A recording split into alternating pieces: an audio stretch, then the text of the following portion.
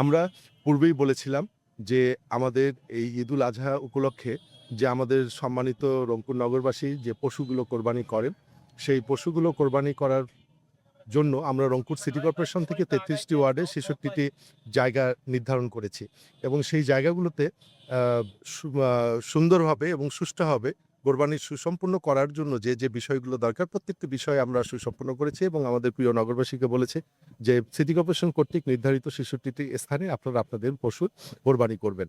যদি কোনো আ নাগরিক নিজের বাসার আঙ্গিনায় যদি পশু কোরবানি করতে চান, তাহলে সেই পশুটি কোরবানির পরে পশুর যে বর্জ্যগুলো আছে সেগুলো ন্যূনতম ৩ ফুট গ গভীর করে মাটিতে পুঁতে ফেলবেন।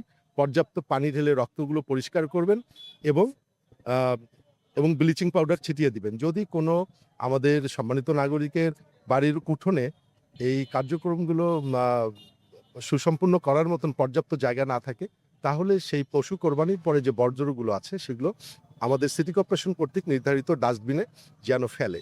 তো এগুলো আমরা বলেছিলাম, বলার পরে আমরা আলহামদুলিল্লাহ আমরা যথেষ্ট সাড়া পেয়েছি এবং রংপুর নগরবাসী আমাদের সেই কথাগুলো আ রেখেছেন এবং এখন পর্যন্ত আমরা যেটি দেখছি আমাদের রংপুর নগরীতে প্রায় ১,০৬৯ জন পরিচ্ছন্ন কর্মী কাজ করছেন।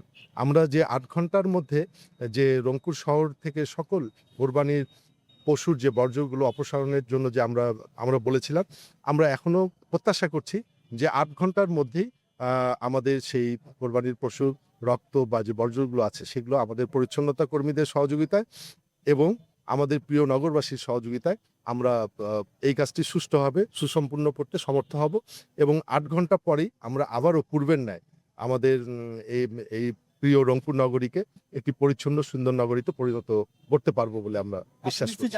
আসলে প্রকৃতির উপরে তো আমাদের কারো কোনো হাত নেই। আপনারা দেখছেন যে বেশ কিছুদিন থেকেই প্রকৃতি আমাদের বিপক্ষে। কখনো ঝোড়ো হাওয়া, কখনো বৃষ্টি পড়ছে, কখনো রোদ উঠছে, কখনো বা এরকম লুকোচুরি করছে প্রকৃতি আমাদের সাথে। তো আমরা যদি প্রকৃতি যদি আমাদের পক্ষেও থাকে, অনুকূলেও থাকে, আ আর যদি অনুকূলে নাও থাকে, তারপরেও আমরা আমাদের যে পরিচ্ছন্ন কর্মীগুলো আছে, আমাদের পরিচ্ছন্ন কর্মীদের আমরা কিছু রেইনকোট দিয়েছি। যেন যদি বৃষ্টি হয়, সেই বৃষ্টিতেও যেন তারা তাদের কাজটি স্বাচ্ছন্দ্যে করতে পারে, সেই ব্যবস্থাও আমরা রেখেছি।